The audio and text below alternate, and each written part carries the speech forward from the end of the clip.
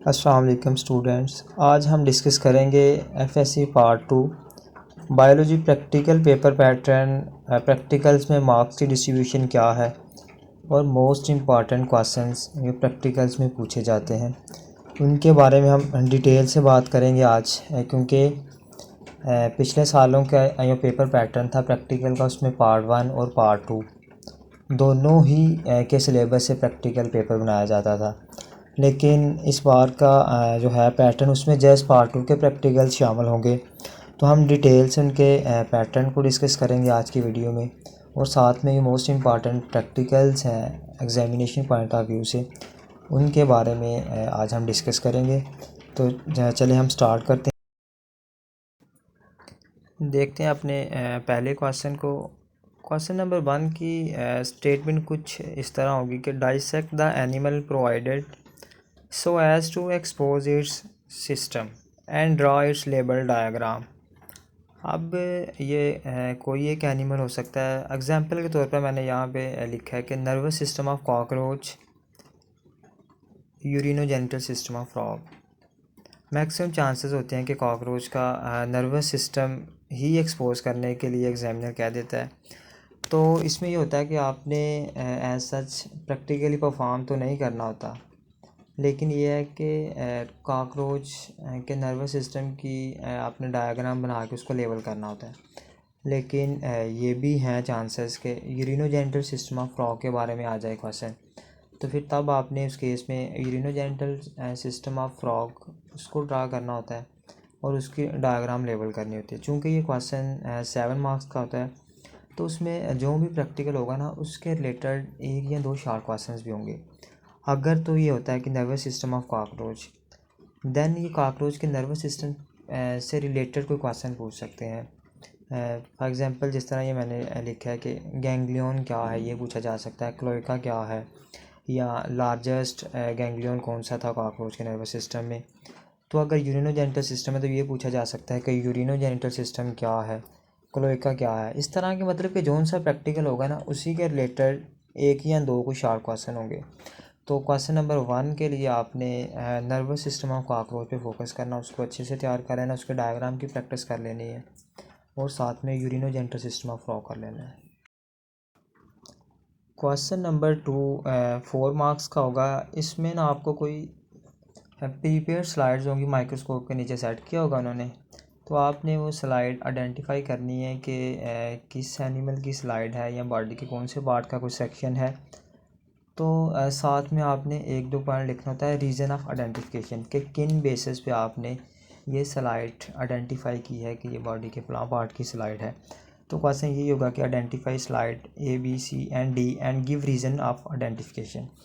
अब इसमें भी एग्जांपल के तौर पर मैंने साथ लिख दिए कि मसल्स की स्लाइड हो सकती है, जिस तरह के स्केलेटल मसल्स हैं, कार्डिक मसल्स हैं, स्मूथ मसल्स हैं, उनके बारे में यानी कि कोई एक स्लाइड दी जा सकती है।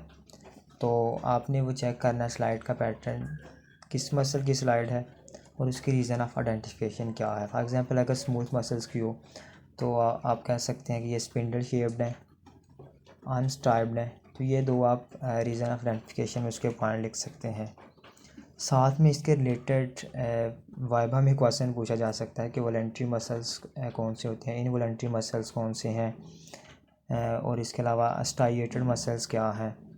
मसल्स के अलावा कुछ ना सेक्शंस होते हैं हमारे पास, जिस तरह के लीवर का सेक्शन है, पेंक्रियास का, उसकी स्लाइड हो सकती है। तो आपने उनको आइडेंटिफाई करना और साथ में उनके पॉइंट ऑफ आइडेंटिफिकेशन लिखने होते हैं, लीवर के केस में या पेंक्रियास के केस में अगर इनका कोई सेक्शन आ जाता है। स्टूडेंट्स क्वेश्चन नंबर 3 4 मार्क्स का होगा। स्टेटमेंट इसकी कुछ ये होंगी कि pick out from the skeleton provided and draw its label diagram. तो चूंकि पार्ट 2 के प्रैक्टिकल में फ्रॉग का स्केलेटन ही सिलेबस में शामिल है, तो फ्रॉग के स्केलेटन के ये मुख्तलिफ पार्ट्स हैं। एग्जामिनर उनमें से कोई एक पार्ट आपको अलॉट कर देता है कि आप इसको आइडेंटिफाई करें, और साथ में उसकी लेबल डायग्राम बनानी होती है आपने। तो ये है कि इसके केस में फ्रॉग के स्केलेटन के ये मुख्तलिफ पार्ट्स हैं। फॉर एग्जांपल स्कल का डॉर्सल व्यू हो सकता है, वेंट्रल व्यू हो सकता है, फोर लिम्स के बारे में पूछा जा सकता है, हाइंड लिम्स के बारे में पूछा जा सकता है, पेल्विक गर्डल है, पेक्टोरल गर्डल है। तो ये मुख्तलिफ जितने भी स्केलेटन्स के पार्ट्स हैं उनकी जो डायग्राम है उनकी आपने प्रैक्टिस कर लेनी है इस क्वेश्चन के लिए, और साथ में उनकी लेबलिंग देख लेनी है कि मुख्तलिफ जो पार्ट्स हैं स्केलेटन के उनको आपने किस तरह बेहतर लेबल करना है। तो ये वाला क्वेश्चन नंबर 3 ये स्केलेटन से होगा। तो इसके लिए आपने फ्रॉग के स्केलेटन के जितने भी पार्ट्स हैं उनकी डायग्राम की प्रैक्टिस करनी है और साथ में उनको लेबल करना है, और इसके रिलेटेड जो क्वेश्चंस होंगे वाइवा के वो भी साथ आपने तैयार कर लेने हैं। नेक्स्ट क्वेश्चन होगा question number 4। Question number 4 10 marks का होगा। स्टेटमेंट उसकी कुछ इस तरह होगी कि perform one of the following experiments allotted and tried on material procedure observation and results. के एक ना एक्सपेरिमेंट वो आपको अलॉट करेंगे जिसका मटेरियल प्रोसीजर ऑब्जर्वेशन और रिज़ल्ट्स ये सारा आपने डिटेल में मुख्तलिफ पॉइंट्स उसके लिखने होते हैं। ये क्वेश्चन ना प्लांट पोर्शन से होगा, यानी कि बॉटनी का पोर्शन से ये क्वेश्चन होगा। पहले कंबाइंड प्रैक्टिकल में तो ये फ्लावर पोर्शन से क्वेश्चन आता था, लेकिन चूंकि इस बार जस्ट पार्ट 2 के प्रैक्टिकल शामिल हैं तो इसमें मैक्सिमम चांसेस हैं कि प्लांट मूवमेंट्स के प्रैक्टिकल्स हैं सिलेबस में, उनसे कोई क्वेश्चन आ जाता है कि demonstrate the phenomena of geotropism के बारे में आ सकता है क्वेश्चन, उसका आपने लिखना होता है मटेरियल प्रोसीजर ऑब्जर्वेशन वगैरह, या फोटोट्रॉपिज्म के रिलेटेड कोई क्वेश्चन आ सकता है। और फर्दर इसमें ये मैंने एग्जांपल के तौर पर लिखा है, मैक्सिमम चांसेस हैं कि ये इन्हीं में से क्वेश्चन हो जाएगा। साथ में चूँकि ये 10 नंबर का क्वेश्चन होगा तो इसी जो भी प्रैक्टिकल होगा, फॉर एग्ज़ाम्पल अगर ये हो जाता है प्लांट मूवमेंट्स का ही, तो प्लांट मूवमेंट से कोई एक दो शॉर्ट क्वेश्चंस भी साथ होंगे उसी प्रैक्टिकल के रिलेटेड। फॉर एग्ज़ाम्पल ये हो सकता है कि पैराटोनिक मूवमेंट्स क्या हैं, ऑटोनोमिक मूवमेंट्स क्या हैं, जियोट्रॉपिज्म क्या है, थिग्मोट्रॉपिज्म क्या है, नास्टिक मूवमेंट्स क्या है, मतलब कि जितने भी क्वेश्चंस मूवमेंट के रिलेटेड हो सकते हैं आप सेकंड ईयर की बुक से उस टॉपिक को रीड करके जाएं साथ, और साथ में प्रैक्टिकल बुक से जो भी प्लांट पोर्शंस के 2-3 प्रैक्टिकल्स हैं उनको बेहतर तरीके से तैयार करें ताकि आपका ये क्वेश्चंस भी मुकम्मल हो सके। लास्ट पोर्शन जो प्रैक्टिकल का होगा उसमें 5 नंबर होंगे।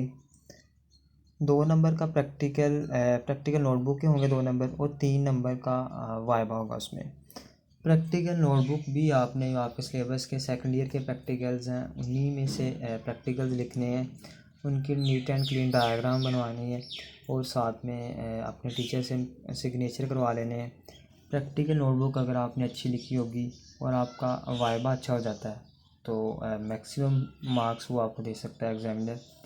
तो इंशाल्लाह अगर आप इस पैटर्न को फॉलो करते हुए तैयारी करेंगे तो आपके 30 मार्क्स पूरे ही इंशाल्लाह होंगे। तो जो वाइवा के क्वेश्चंस हैं वो कैसे होंगे? वाइवा के क्वेश्चंस मुख्तलिफ इसके चांसेस हैं, को प्रॉपर डायमेंशन नहीं है कि कौन से क्वेश्चन पूछ सकता है एग्जामिनर। मैक्सिमम तो चांसेस हैं कि अगर वो प्रैक्टिकल नोटबुक आपकी चेक करता है तो फिर वो प्रैक्टिकल नोटबुक से ही क्वेश्चन करेगा, लेकिन इसके साथ साथ बराबर के चांसेस हैं कि आपका जो थ्योरी का सिलेबस है बायो का उसमें से भी क्वेश्चन किए जा सकते हैं।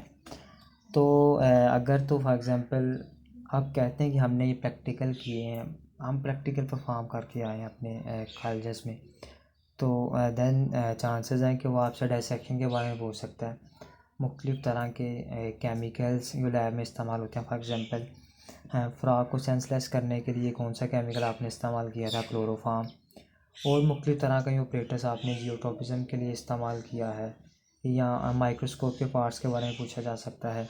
तो ये इसकी कोई प्रॉपर डायमेंशन नहीं है।